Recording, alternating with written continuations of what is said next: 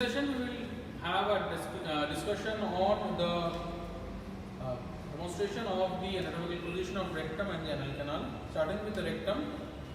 Rectum means a straight tube.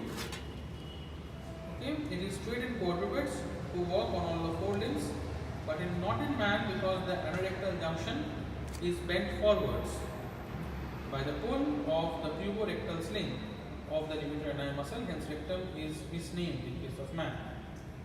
Rectum is the lower dilated part of the large gut and is contained in the pelvic cavity. Although it is a part of the large gut, it is devoid of tinea coli, sacculations, appendices, epicloicy and mesentery.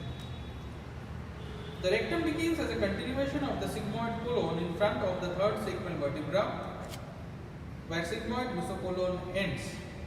It passes downwards in front of the sacrococcygeal curve and then extends downwards and forwards about 2 or 3 centimeters in front and slightly below the tip of the coccyx, where it abruptly turns downwards and backwards and is continuous with the anal canal.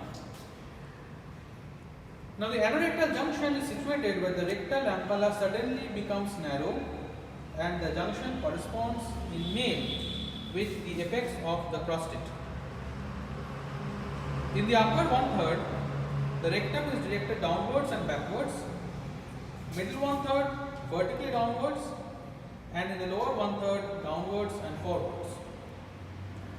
Measurements: length is 12 centimeters, breadth upper part 4 centimeters, lower part forms a dilatation known as the ampulla. When empty, anterior and posterior walls of rectum are approximated on cross section, hence the lumen presents a transverse slit. Now there are certain curvatures or flexures of the rectum which are very important. The rectum presents these curvatures both in the anterior-posterior and in lateral planes. The anterior-posterior curves, the first one is the sacral curve, which is convex backwards towards the hollow of the sacrum. So if we consider the palm as the hollow of the sacrum, we can assume the convexity backwards as shown over here as the sacral curve of the rectum. The second one is the perineal curve.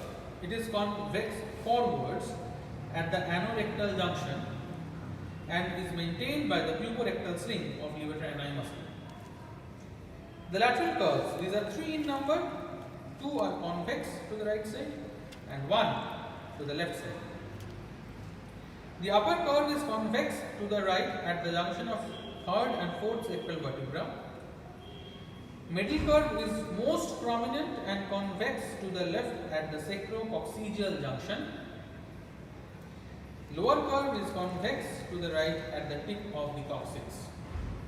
Now what are the importance of these curves? Lateral curves. Lateral curves are rudimentary sacculations affecting the sides of rectum only, and along the concavities of the curves, horizontal rectal valves project into the interior of the rectum and support the weight of the feces. Now, a word or two on the peritoneal relations of the rectum. Posterior surface of the rectum is entirely non-peritoneal, whereas the anterior surface is covered with peritoneum in the upper 2/3. In upper 1/3, peritoneum covers the front and sides of the rectum. In middle 1/3, it covers only the front of the rectum. Now, the peritoneum, on being reflected, there is a reflection of peritoneum which gives rise to the formation of recto-uterine pouch of Douglas in case of females. Clinically it is very important, but in this specimen it cannot be shown. It should be studied separately. We won't go into a discussion of the relations of the rectum. Rather, we will shift to the interior of the rectum and look into the various types of